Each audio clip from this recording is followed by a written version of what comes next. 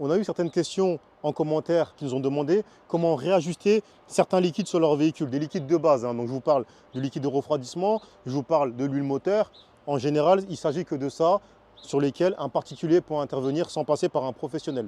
Dans un premier temps, il faut savoir que par rapport à ce type de demande-là, vous avez généralement un voyant sur votre voiture qui vous annonce comme quoi il manque du liquide. Par exemple, sur le tableau de bord, vous aurez une jauge orange pour vous montrer comme quoi le véhicule a besoin d'être ajusté au niveau de l'huile moteur. Et aussi, par exemple, vous aurez bien sûr un voyant qui va vous montrer la température, qui peut dire comme quoi votre véhicule manque de liquide de refroidissement. Mais quand vous avez ces voyants-là, comment les repérer et comment les ajuster? Allez, venez, je vais vous montrer.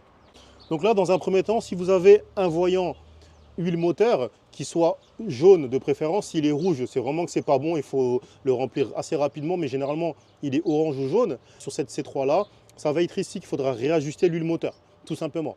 Donc, dans un premier temps, vous le dégoupillez, vous prenez l'huile qui correspond à votre voiture, un petit bidon, et vous remplissez. Il faut savoir, vous remplissez bien par rapport aux besoins de la voiture. N'en mettez pas trop, parce que si vous en mettez trop, le moteur peut se noyer et peut aussi avoir d'autres soucis, comme par exemple, ça peut noyer certaines pièces qui se trouvent autour du moteur. Vous avez aussi une jauge sur les véhicules. Par exemple, sur la C3, c'est celle-là.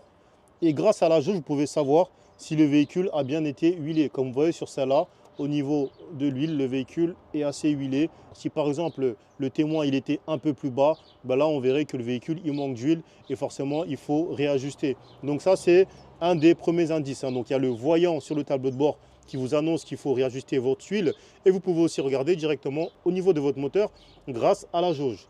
Deuxième chose, il y a aussi le liquide de refroidissement. Donc là, généralement, au niveau du témoin, sur votre tableau de bord, vous aurez peut-être un voyant température qui va s'afficher. Ça va être ici, du coup, vous dégoupillez et vous mettez le liquide qui manque, hein, tout simplement. Comme pour l'huile moteur, j'ai oublié de le préciser, faites-le quand le moteur est à froid.